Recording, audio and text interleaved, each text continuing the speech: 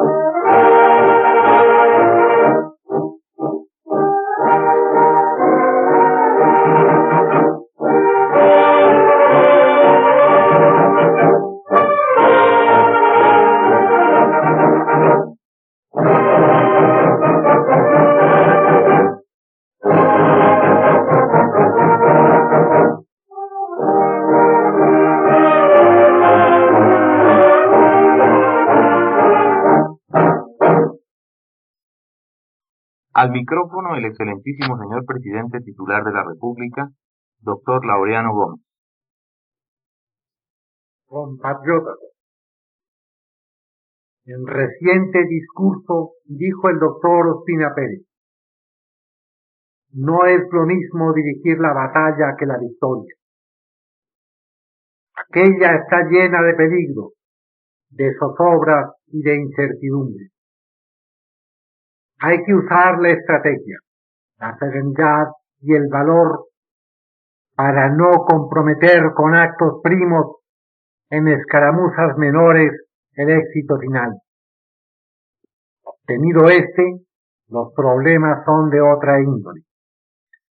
Es preciso administrarlo con grandeza para provecho de la causa vencedora, en vez de consagrarse a debilitar las fuerzas amigas, tratando de degradar sobre el propio campo a los triunfadores de la víspera.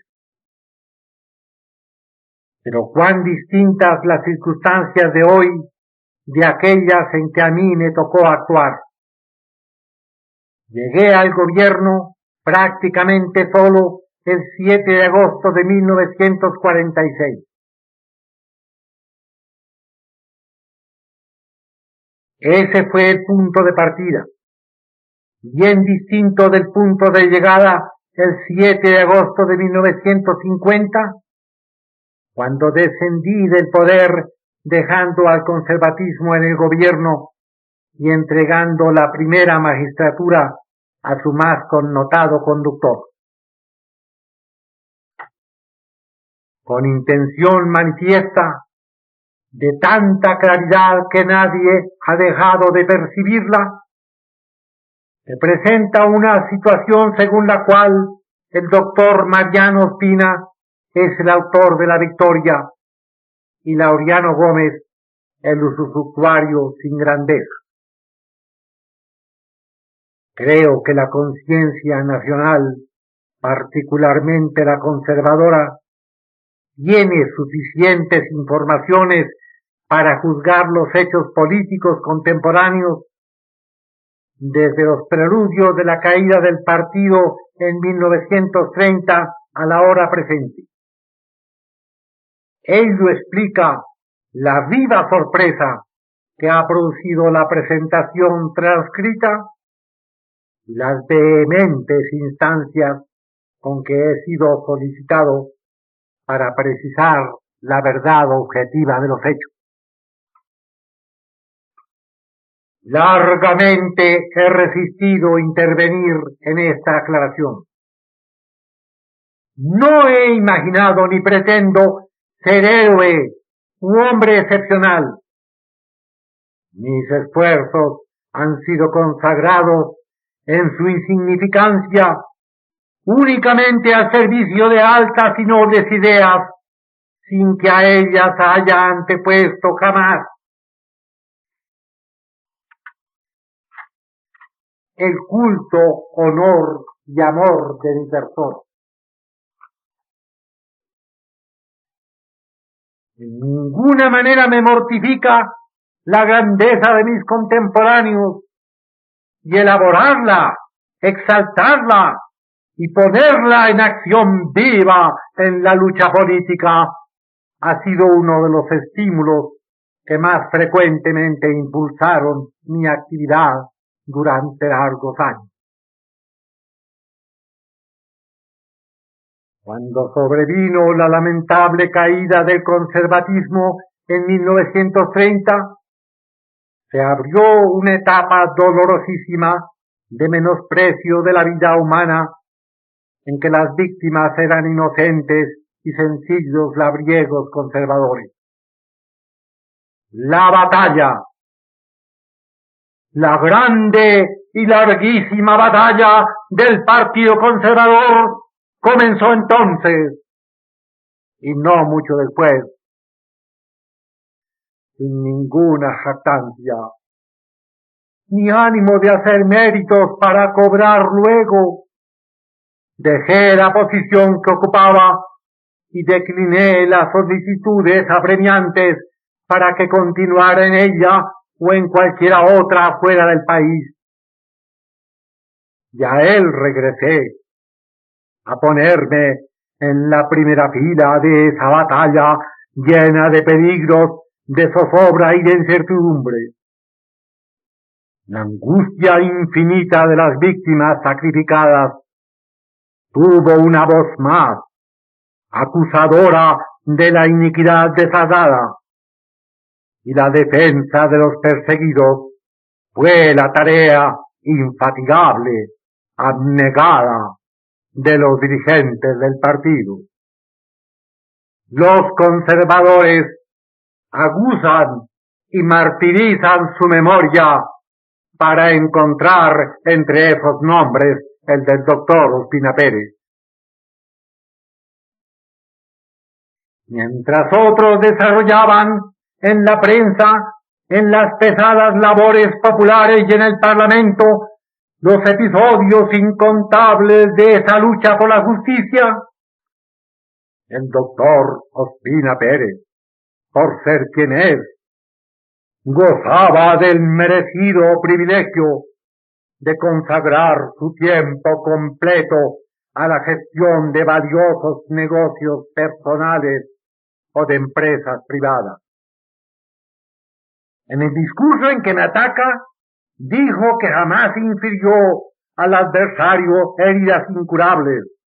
Es cierto, y no las recibió tampoco. Pertenece a la estirpe de aquellos guerreros del Renacimiento italiano que habían perfeccionado el arte de combatir un día entero sin que se derramase gota de sangre. Como era sin duda una personalidad eminente del partido, donde quiera que había sitios de preeminencia y honor, eran ocupados por él, siempre que no fueran de sudor y de lucha, porque esas asperezas repugnaban a sus aficiones habituales. Los copartidarios lo elegían al Parlamento e intervenía allí en asuntos económicos y cafeteros con maestría y pericia. Nada más.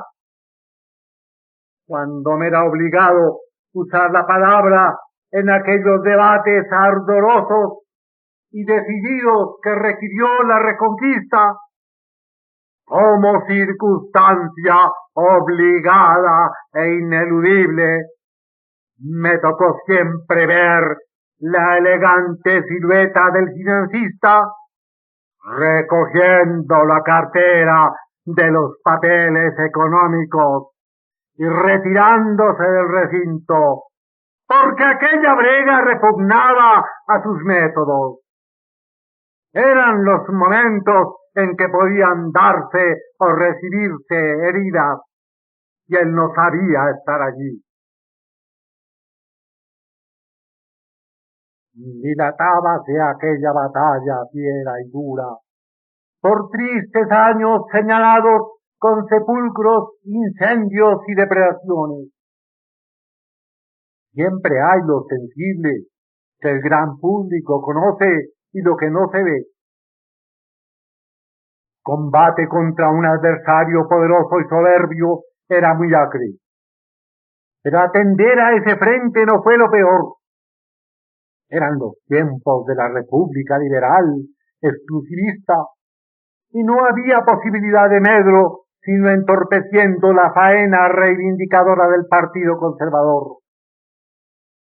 Un pequeño grupo de individuos que se llaman conservadores, pero cuya mentalidad es liberal o liberalizante, y siguen la fácil táctica de hacerse populares entre el enemigo con sus claudicaciones y desfallecimientos, alerta hallábase en todos los momentos de esfuerzos supremos, que fueron muchos, para enervar al partido, debilitar su empuje y tratar de desconcertarlo, expidiendo cartas de indemnidad por los desafueros del enemigo, improbando cuanto hacíase en defensa de los oprimidos. Era un cenáculo de raposas, sutiles, merodeadoras y voraces, que rondaron sin descanso en torno de todos los episodios de la Reconquista. Contrarrestar y superar esa desautorización insistente e interesada fue la fatiga más pesada de la batalla. El Partido Conservador no se abatió ante el infortunio. No dejó de reclamar nunca su derecho. No renegó de sus inmortales principios. Un día el cielo se mostró propicio y llegaba el alivio de los trabajos y el premio de los esfuerzos. El Partido Conservador no había venido luchando por predominios y ventajas, sino por ideales. Quienes ocupamos la primera fila de la lucha en toda hora, jamás anduvimos en pos de la cosecha de las recompensas. Yo creí que para eterna gloria del Partido Conservador, el triunfo no debía estar nublado con la concupiscencia del botín, y que el país debía presenciar cómo, en el momento de la victoria, el Partido Conservador en el gobierno no daba el espectáculo de la codicia satisfecha. Lo grande y noble en esa hora era que los luchadores perennes no recogieran gajes. Cuando se reunió la convención del partido, no estuvo ni de lejos sometida a la humillación afrentosa de un candidato obligado que debiera aceptarse para que su autoridad fuera reconocida. No solo fue libre, sino que inició sus sesiones oyendo la rotunda y definitiva renuncia de mi candidatura y la instancia de que se acordara la del doctor Ospina Pérez. y puse la corona de laureles del triunfo sobre las sienes de un egregio ciudadano no combatiente como un símbolo. Esa fue la victoria. El doctor Ospina Pérez dice que llegó al poder prácticamente solo, y el Partido Conservador, que había perdido tantas vidas, que ejecutó tan desmesurados y heroicos esfuerzos, cubierto de lágrimas y sangre, pero vibrante de entusiasmo, le circuía, no significaba nada. Y el excelso desinterés con que el partido mostró a la nación que no buscaba sino una justicia para todos, y la demostración de cómo supo dominar todo impulso concupiscente para perfilar su ideal de la república perfecta, nada vale tampoco. Deplorable desahogo de un ingrato y valioso corazón. El criterio imparcial y justo jamás puede aceptar que el triunfo fue el 9 de abril. En aquella fecha de abominación se perdieron muchas cosas alcanzadas en la real victoria. De cuanto vi, oí y supe esa noche nefanda, deliberada y persistentemente no he dicho sino lo que resulta en gloria y alabanza del doctor Ospina Pérez. Porque mi carácter, por bendición de Dios, libre de envidia y curado de toda suerte de ambiciones, goza con magnificar las personas a su alrededor, y tengo la satisfacción actual de cerciorarme que las cosas que he dicho no han podido ser olvidadas. Aparte de quienes perdieron la vida, ¿podría discutirse que yo fui la mayor víctima del 9 de abril? Por ese motivo, las palabras de férvida e insistente alabanza salidas de mi boca me han dejado grato sabor. Mi apocamiento contribuía a la grandeza ajena, y yo he perseverado en formarla, porque con ello se conquista un placer espiritual y silencioso que no a todos es dable sentir. Los horrendos sucesos de la tarde y la noche de la fecha nefanda aparecieron ante mi mente con caracteres nítidos sin que produjeran la menor confusión. Inmediatamente vi que se trataba de una revolución comunista del tipo exacto de las ocurridas en otras partes cuyas características conocía. La imposibilidad de conseguir vehículos me inmovilizó. Cuando pude hacerlo, supe que había la orden de ser llevado al Ministerio de Guerra y no al Palacio, como era mi deseo. Cuando pude comunicarme con el gobierno, supe también que en el Palacio se encontraban varios jefes liberales. En aquellas trágicas horas, ningún patriota podía tener actitud distinta de rodear a la autoridad para reprimir la horripilante ola del crimen desatado. Mi primera impresión fue la de que los jefes liberales habían cumplido ese elemental deber con la sociedad y la patria. Seguida de pronto desengaño, pues se me informó que su presencia no obedecía a ofrecer apoyo a la ley ultrajada y a su representante legítimo, sino a tumbar al gobierno y recoger el poder exigido imperiosamente.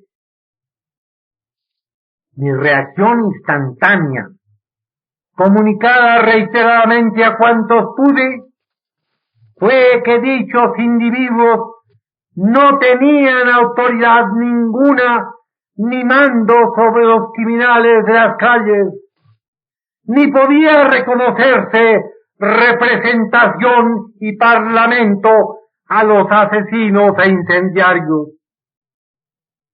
Informado de la heroica y firme resistencia de la guarnición de Palacio, pensé que los jefes liberales que estaban detrás de las tropas leales y que no eran sostenedores de la legalidad, sino sus enemigos, constituían una garantía real de la vida del presidente. En efecto, si no habían sido llamados, y evidentemente no lo fueron, y si no tenían pasaporte, que por ningún motivo hubiera podido otorgárseles, eran en realidad rehenes según las normas universales. Mi tesis nítida, insistente, fue que no se les permitiera salir de Palacio, para que en caso de que nuevo asalto fuera triunfante, padecieran la suerte común. Mis sugestiones fueron desechadas repetidamente. Al amanecer se me dijo que la solución era un gabinete de unión nacional con conservadores desteñidos y liberales fuertes. Con esas precisas palabras se me notificó la destitución. Entonces dejé hablar de los rehenes porque comprendí que era otro el juego. Mi nombre y la cartera que desempeñaba fueron cartas vitales. El doctor Echandía acaba de decir que era la condición de decoro para que los liberales se conformasen, además, con llevarse la mitad de las carteras ministeriales y las más importantes. ¡Cuánta luz dan esas palabras! A la notificación que se me hizo, respondí sin vacilar, poniéndome de nuevo a las órdenes irrestrictas del presidente Ospina Pérez, y me consagré por entero, como el país lo sabe, a la merecida exaltación de su heroicidad. La solución política del 10 de abril carece de lógica. Entregar una parte del gobierno, la mitad de él, al partido adversario, como lo hizo el conservador triunfante, tiene un alto significado de concordia y es un gesto de magnanimidad desusada que no puede emplearse sino cuando los partidos tienen un altísimo grado de cultura y moralidad, porque de lo contrario sobrevienen graves fracasos para la tranquilidad del Estado, como ocurrió con el ensayo que aquí se hiciera. Pero la Unión Nacional, convenida a la luz de los incendios y entre las ruinas de la ciudad destruida y ensangrentada, es enteramente otra cosa. ¿Realmente se creía conversar con representantes genuinos de los incendiarios? Entonces, ¿con qué concepto se premiaban los horrorosos crímenes con 6 carteras ministeriales? Y si no eran tales representantes genuinos, ¿qué fin se perseguía con la entrega de la mitad del gobierno a quienes no tenían carácter distinto del de aprovechadores? El inexplicable empeño de justificar y magnificar aquella solución conlleva un gravísimo extravío de criterio político.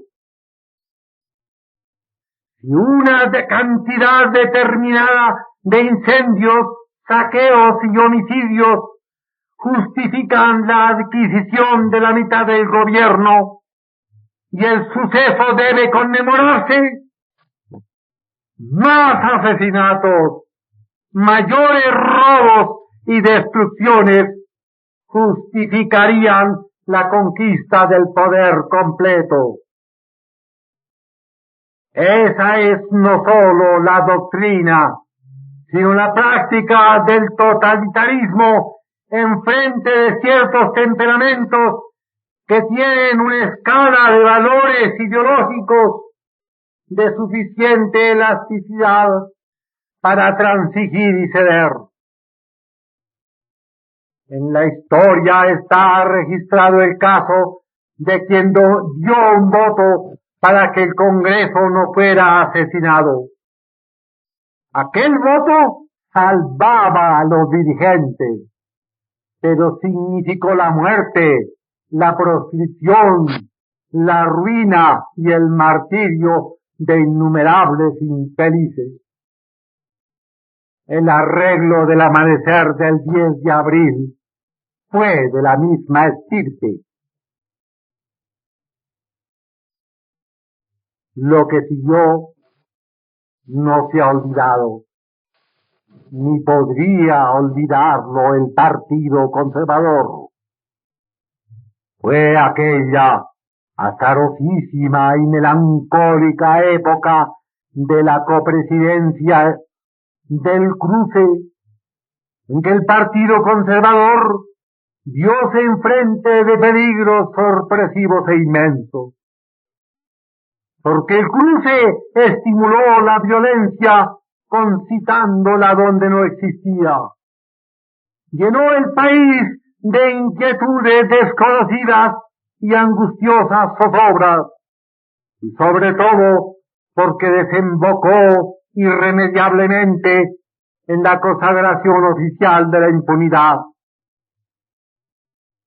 Ningún crimen podía ser sancionado, pues lo impedía el correspondiente funcionario del partido del delincuente.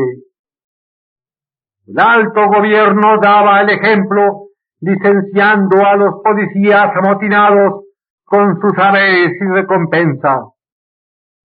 La funesta impunidad imperó sobre la patria martirizada al amparo de los métodos oficiales de entonces. El Partido Conservador tuvo que padecer en aquellos días hostilidades y vejámenes que recordaban los peores tiempos de la batalla antigua. Pero lo más grave para los copartidarios fue el distanciamiento en que se les mantuvo del jefe de la administración. Rodeábale estrechamente el Sanedrín de las raposas y los ministros liberales, y las justísimas reclamaciones de los copartidarios eran desmenuzadas en almirejes leguleyos por las zorras jurídicas, o caían contrarrestadas por el intencionado alboroto de los aprovechadores de los incendios. En gravísimos episodios, la opinión del partido, expresada genuina y nítidamente por sus auténticos voceros, fue repudiada por el jefe del Estado, que se inclinó hacia las tesis de los enemigos. Cuántos esfuerzos, cuántas fatigas y trabajos descomunales debió ejecutar entonces el partido en las circunstancias más apremiantes. Bajo el dominio de la funesta Unión Nacional del 10 de abril, como era obvio con la copresidencia y el cruce, el Partido Conservador perdió unas elecciones. Se contaban las horas para su derrota total. Después de hablar de lo que en su concepto fue el punto de partida, el doctor Ospina Pérez habla del punto de llegada el 7 de agosto de 1950, dejando al conservatismo en el gobierno y entregando la primera magistratura a su más connotado conductor. Así ocurrió, evidentemente, pero no por designio del doctor Ospina Pérez. Es un hecho histórico que consta bajo la firma del doctor Ospina Pérez. El punto de llegada que él aconsejó era enteramente distinto del que ahora relata.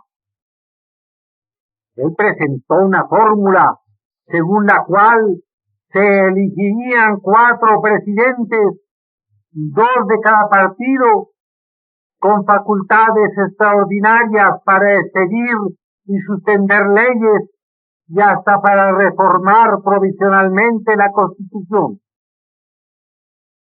La presidencia se turnaría por períodos iguales entre sus miembros, alternándose políticamente, y la suerte decidiría a cuál de los partidos correspondería el primer período. Todos los demás altos órganos del gobierno estarían sometidos a igual albur. Tal fue el norte señalado por el doctor Ospina Pérez.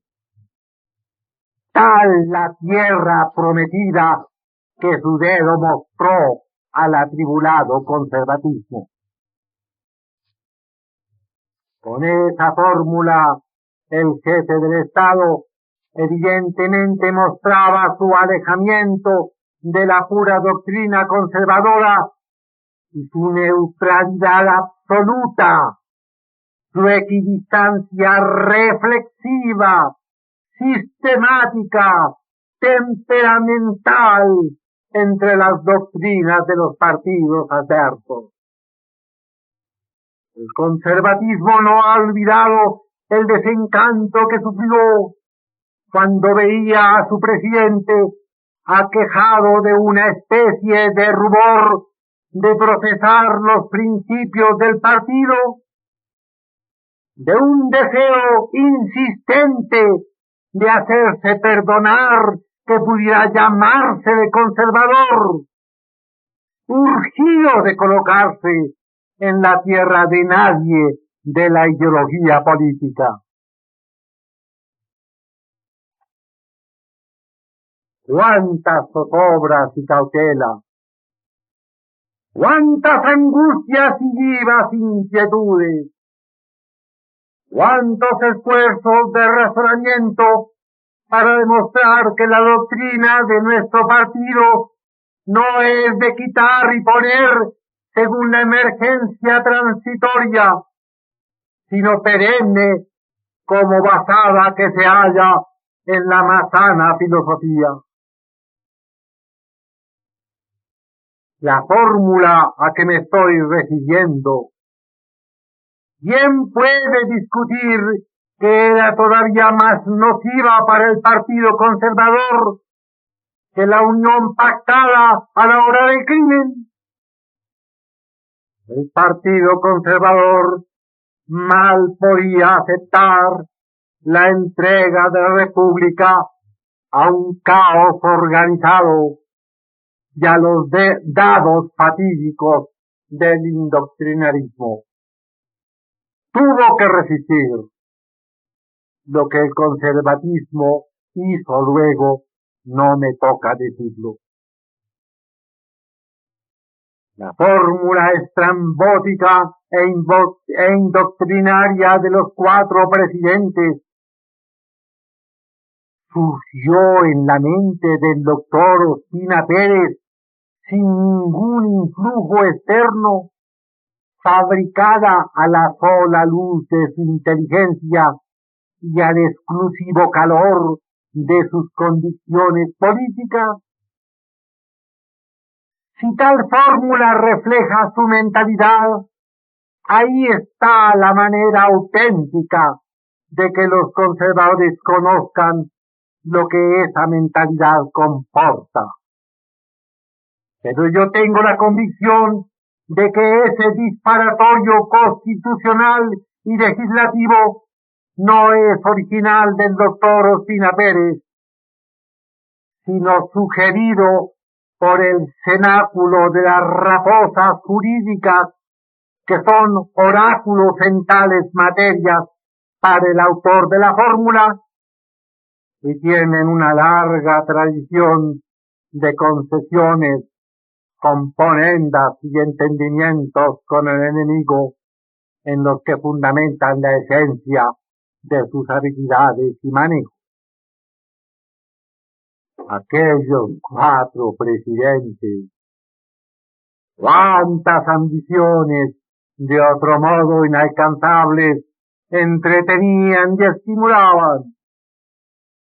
Pero la doctrina conservadora supo entonces todavía ser más fuerte que todas las argucias y sutilezas, y la engañosa tierra prometida señalada por el dedo presidencial no llegó, sino algo muy distinto.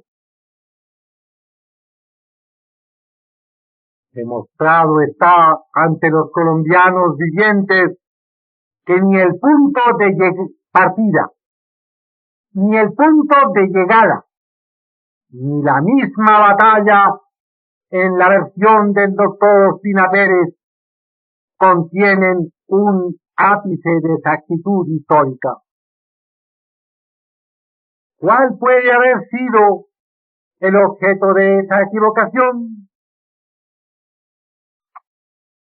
Pensando a mis solas en el origen de tamaño error, de esta agitación extemporánea a la que me he visto arrastrado y en la que participo con mortal repugnancia, véome llevado por un tranquilo raciocinio a descartar motivos aparentes para que resalten los auténticos y reales que a los conservadores importa conocer.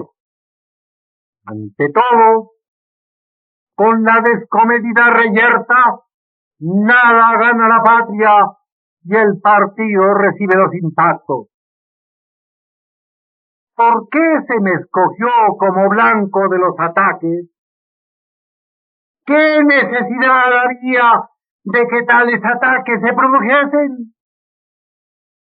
La gran paz y la perfecta unión del partido, conseguida por un gobierno que ha sabido demostrar cómo se trabaja por el bien común, con inteligencia y suma pericia, dirigiendo las actividades generales por cauces fecundos y apartándolas del desperdicio, ocio y vicio de la politiquería, con inmediato y notorio incremento de la riqueza pública.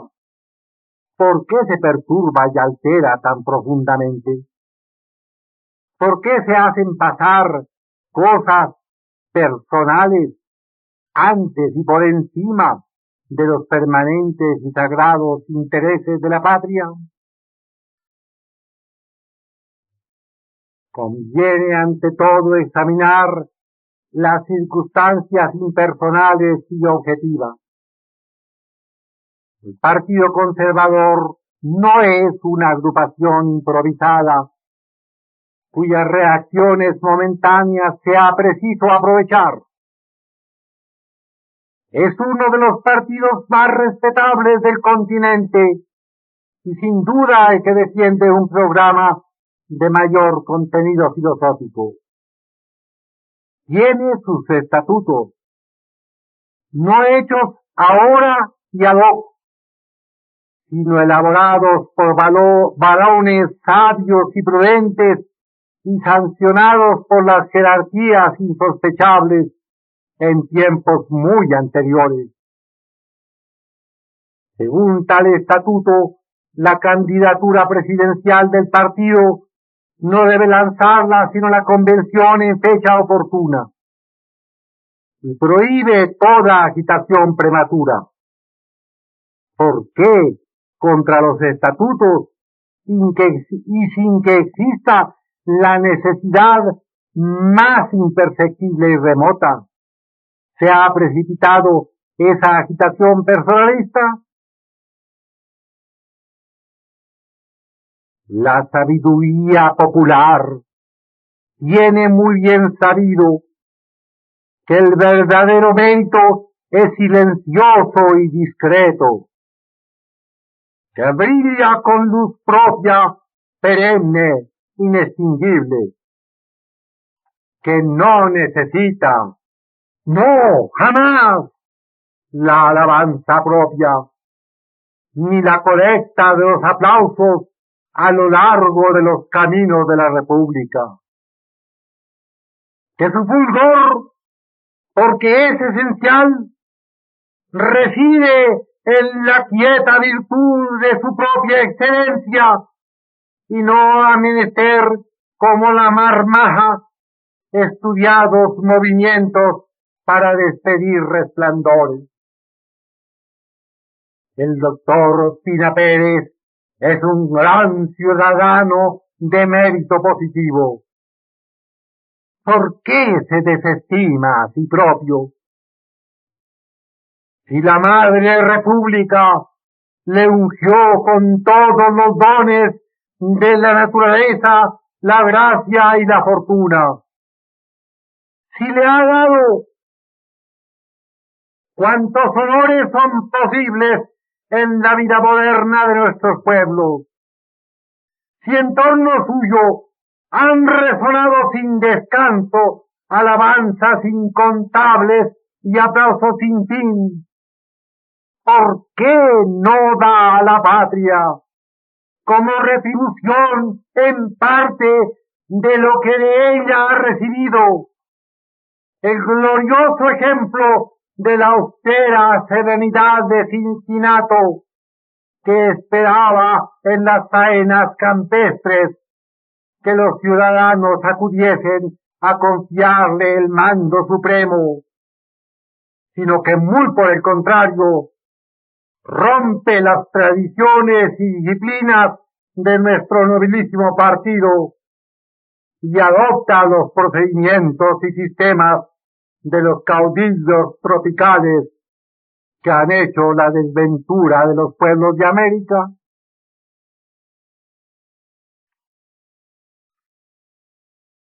Y haber escogido un agrio ataque contra mí como arranque de la campaña. Yo estoy unido en el silencio. Voluntariamente no ocupo sitio ninguno en el panorama político colombiano. A nadie hago sombra. Si el polvo y las cenizas de mi reputación sirven para dar más fulgor a la dorada y bella estatua del héroe del 9 de abril, mi carácter se halaga con prestar ese servicio casi póstumo.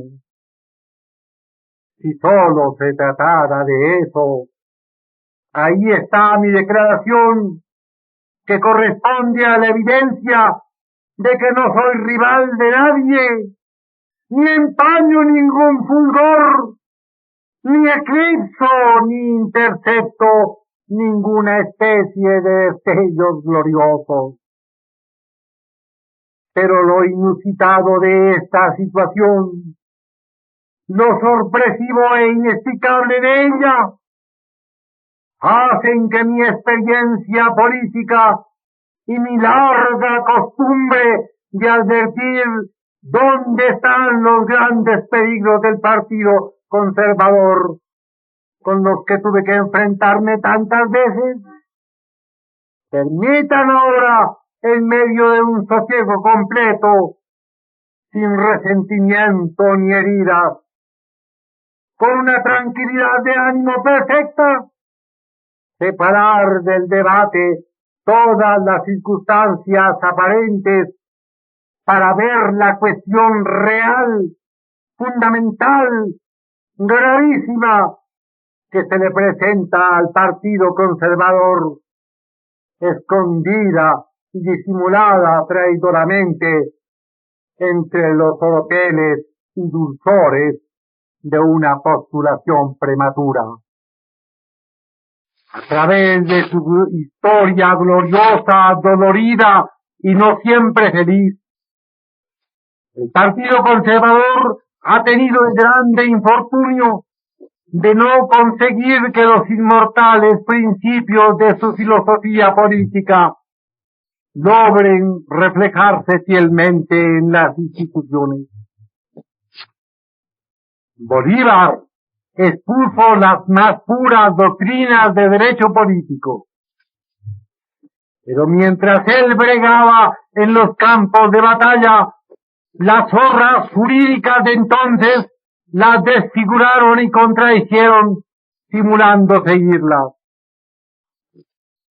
En los sucesivos cuerpos constituyentes, o bien faltó a los voceros del partido suficiente valor para resistir la marejada adversa, o hubo casos en que los mismos conservadores claudicaron, como cuando el guardián del manicomio se contagió de locura, pues el Partido Conservador en 1858 abjuró de su doctrina, preludio de su estrepitosa caída.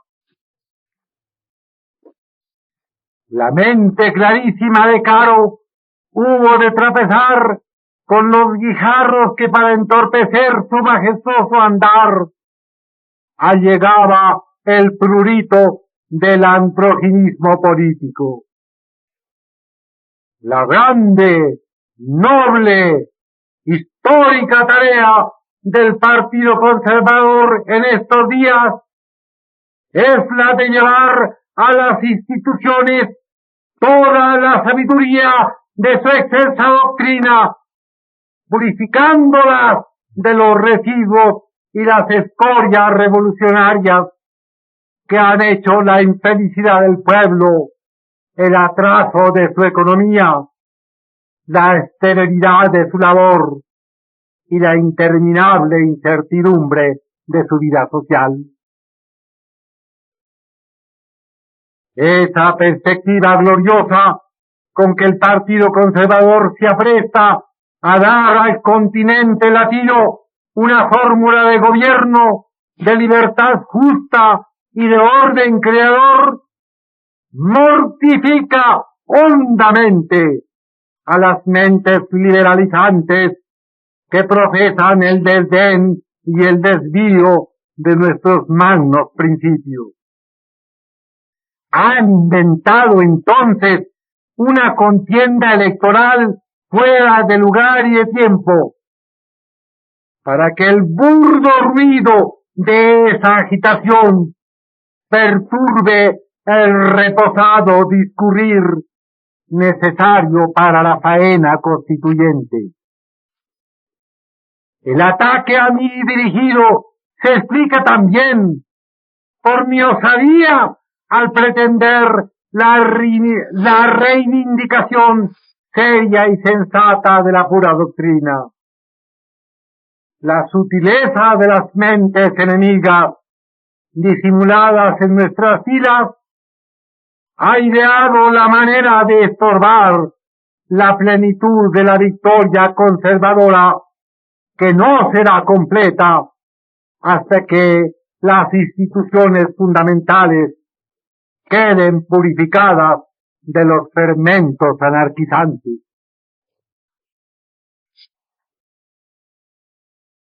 Lo que ocurre en el momento actual no es cosa distinta de la ejecución de un propósito deliberado para desfigurar la contextura ideológica del Partido Conservador. Este es fuerte. Ha sabido superar dificultades que humanamente parecían invencibles.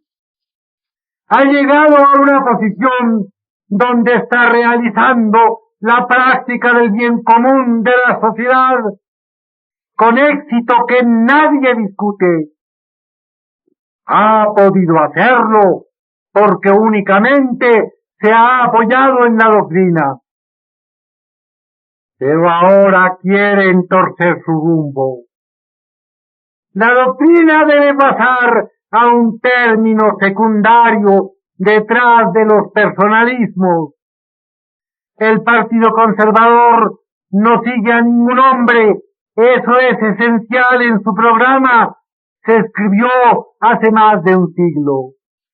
Ahora se le dice, antes que la doctrina está el fulanismo. Esto es un descarrío y el Partido Conservador debe estar advertido que enteramente detrás del descarrío ideológico está la caída. Con melancolía y honda angustia he visto cómo, contrariando cuanto debiera ser la grandeza de ánimo de nuestros hombres dirigentes, se pronuncia en nuestras iras la mísera fórmula desventurada que ocasionó la reciente derrota de nuestros adversarios.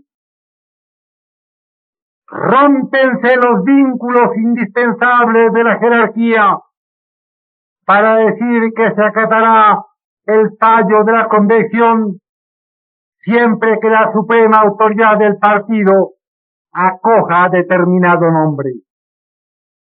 Recuérdese que exactamente lo mismo dijeron los contendores liberales cuando presentaron sus respectivos nombres a la adhesión de sus seguidores antes que sus doctrinas.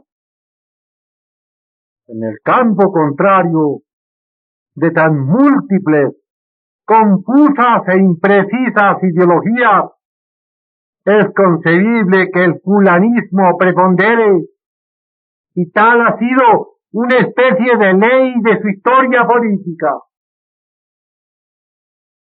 Pero que los conservadores, con lo que tenemos que defender, con la herencia de honor y de justicia que nos ha sido confiada, nos entreguemos también a esa tarea mediocre, abandonando la sublime labor organizadora del Estado justo, próspero y fuerte que podemos dar a la historia.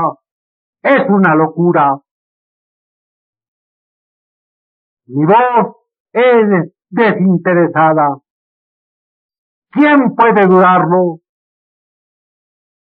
Sacado de mi soledad por una incitación inútil, actuando en estos momentos con una mortal repugnancia, no puedo menos de comunicar a los viejos soldados, a los combatientes con quienes realicé la dura brega, a la juventud que es la esperanza de la patria y en quien mis mejores ilusiones han venido fundándose, que en la profunda desviación doctrinaria que ahora se intenta está la caída. ¡Ay del Partido Conservador! Si olvidando la doctrina se envenena con los personalismos. ¡Ay del Partido Conservador! Si rompiendo sus tradiciones y disciplinas se deja invadir por las estériles agitaciones politiqueras. ¡Ay del Partido Conservador!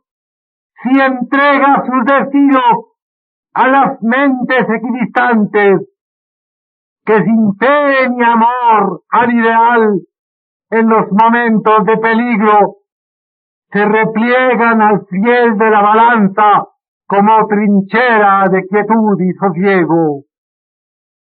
Y ay del país, ay de la República Cristiana, ay de la libertad, ay de la tranquilidad de la vida, si el Partido Conservador no sabe estar a la altura de su deber.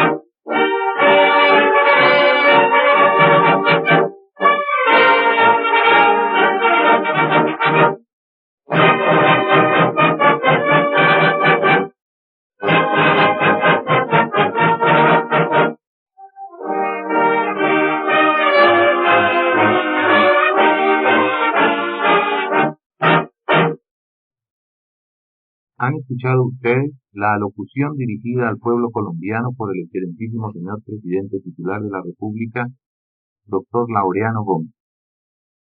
Informamos a los oyentes y a las emisoras nacionales que deseen hacer nuevas retransmisiones de la alocución del excelentísimo señor presidente titular, que las grabaciones de la alocución del excelentísimo señor Laureano Gómez serán transmitidas por la Radiodifusora Nacional esta noche, mañana domingo y el lunes próximo a las siguientes horas.